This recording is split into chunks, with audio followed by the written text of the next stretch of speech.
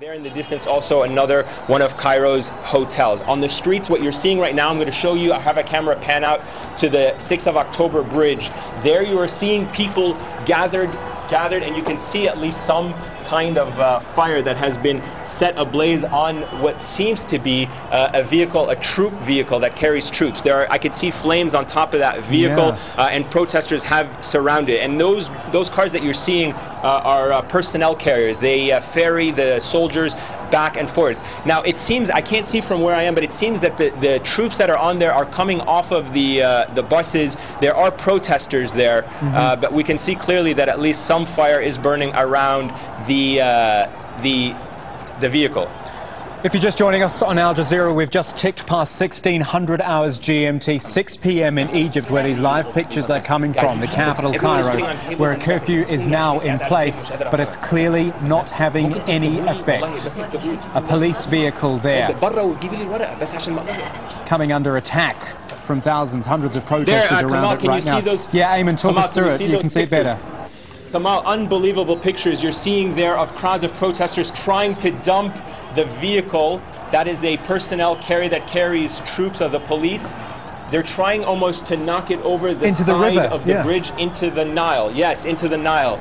It's very difficult for us to confirm, but you can see clearly they have the momentum of the vehicle wobbling. I can't tell if there's anyone in there from where I am seeing it, but really all of those people around it are protesters, and an indication really that the police that tried for hours to bring the situation here under control has failed to do so. Now we are into the curfew, and we know that the Egyptian military has been deployed on the streets to try to add reinforcements to scenes like this. They definitely want to be preventing these scenes. Now a short while ago, when we saw an armored vehicle on the streets, it was welcomed and greeted by the protesters. So it'll be very interesting to see the orders of the Egyptian military once indeed it comes into contact with these protesters. It will be very interesting to see, compared to the images a short while ago where the army was greeted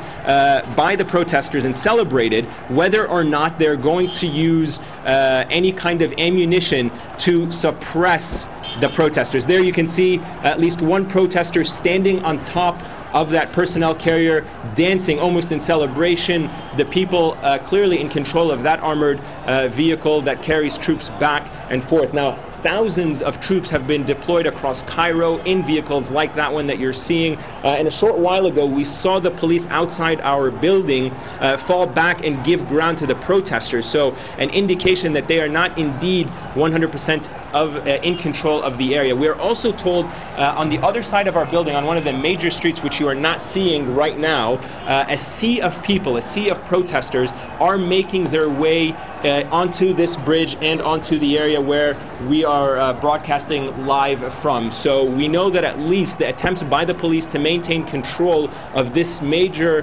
crossage point between the east and the western part of the city has now completely failed. We know that protesters, at least we can see the protesters moving back and forth freely. Kamal? Extraordinary live pictures coming from Cairo. Commentary there from Ayman Mohyeddin, our correspondent, one of many watching this unfold. The effectiveness of the protests on this day, absolutely not in question. Tens of thousands, maybe hundreds of thousands of people out on the streets right across the country. And Ayman, as amazing as the effectiveness is of the protests, the ineffectiveness of the curfew, of the police, of everything the government has tried to throw at these protesters, that is just as astonishing.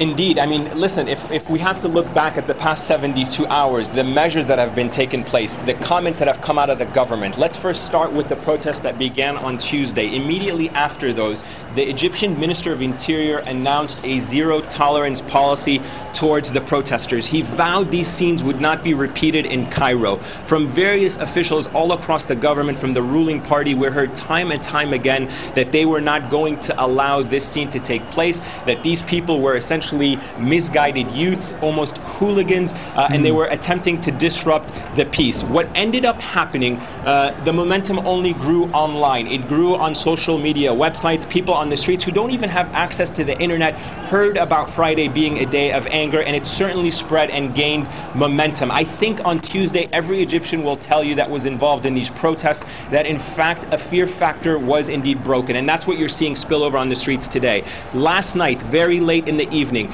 all reports and all indications were that telecommunications in the country were cut off or at least interrupted. Internet connections went down, cell phone connections, cell phone networks completely went down, and this was a great cause of alarm for the ordinary citizens who were anticipating this day, but nobody could have predicted that in the heart of Cairo, where the Egyptian police is notoriously on the streets and in control so often, would relinquish or at least give up ground in one of these most important passageways. Now, most Egyptians will tell you their experience with Egypt's security services on different levels is notorious. The government is often accused of carrying out torture, illegal detentions under Egypt's emergency law. The Ministry of Interior is one of the most powerful ministries here in the government. For its forces, which are often the front lines of this government in dealing with the people, for its forces to be seen all across the country under this type of attack by these protesters is really unprecedented. It's very safe to say that Egyptians would not have imagined that they could do something like this to the Egyptian police and security services. It's an image that we're seeing not only in Cairo, but we've also seen in Suez, where their personnel carriers there have been set ablaze. And as we were showing you those images earlier, one of those major trucks that's used to transport soldiers was also taken over by protesters, and now you can see a fire burning outside of it. So indeed, it is unprecedented images for the Egyptian government, for the ordinary Egyptian citizen to see. And there again are live pictures of that truck being set ablaze, Kamal. Yeah, so it is unprecedented images, as I was saying. It is, and you hear the cheer of the crowd as that fire went out. Ayman, let's pause for a moment. Let's take stock of information that is coming through to us now. First of all, we are waiting to hear from President Hosni Mubarak. The word is he will be speaking live soon on Egyptian television, and obviously we're monitoring that to see what happens when he does address the nation. Also, Tahrir Square, Liberation Square, I think is the translation. Ayman, correct me if I'm wrong. People are headed there. Not sure if they're going there to celebrate the curfew, or I should say celebrate what's happened today, or hang on, let's just pause for a moment, because they're rocking that truck again, the one that's on fire, that personnel carrier, and you said that was really close to the river, wasn't it? Indeed, it is. I mean, from where I am standing, I can clearly see that it is really just on the edge. You can almost kind of make this steel barrier that's right on the side of it. I mean, I've walked that Nile Bridge many times. That steel barrier is very strongly reinforced. The protesters are adamant, though, that they want to dump that in the Nile. They're constantly keep pushing it. I could tell from where I am standing, at least, that, and there you can see it again, catching on fire. Yeah, there it goes again, and then every once in a while you see the protesters really trying to dump it into the river. That would certainly be an iconic image, one that's going to reverberate very loudly all across the country. In the heart of Cairo, no one would have ever imagined that Egyptian police vehicles would be set on fire and then dumped into the river. But as you mentioned, we are now into the curfew. There's no sign whatsoever that these protesters are going away or that they are abiding by the curfew. And we are expecting the Egyptian president, as you said, to address the nation in a short while. Ayman, stay there for me. Going to come back to you in a moment. I've got Ibrahim Arafat in the studio with me, Professor of Political Science at Qatar and Cairo University. What do you make of that picture? That's quite amazing, isn't it? I think it reflects the amount of anger, you know, and we should not underestimate the importance of the psychology of the masses. You know, this scene, you know, reminds us with similar revolts that took place in other countries, other continents. And to my surprise, or actually not to my surprise at all, you know, the curfew has been imposed 10 minutes ago, and the people are still in the streets. Even if the people are in the mind of going back home, logistically speaking, They cannot do that simply because all means of traffic today have stopped. Also, people have to walk for long distance in order to reach their homes. So logistically speaking, practically speaking, imposing curfew is not going to be that effective, especially in the coming few hours or so. Quick thought from you on what we might, we're going to speculate, but what we might hear from President Mubarak.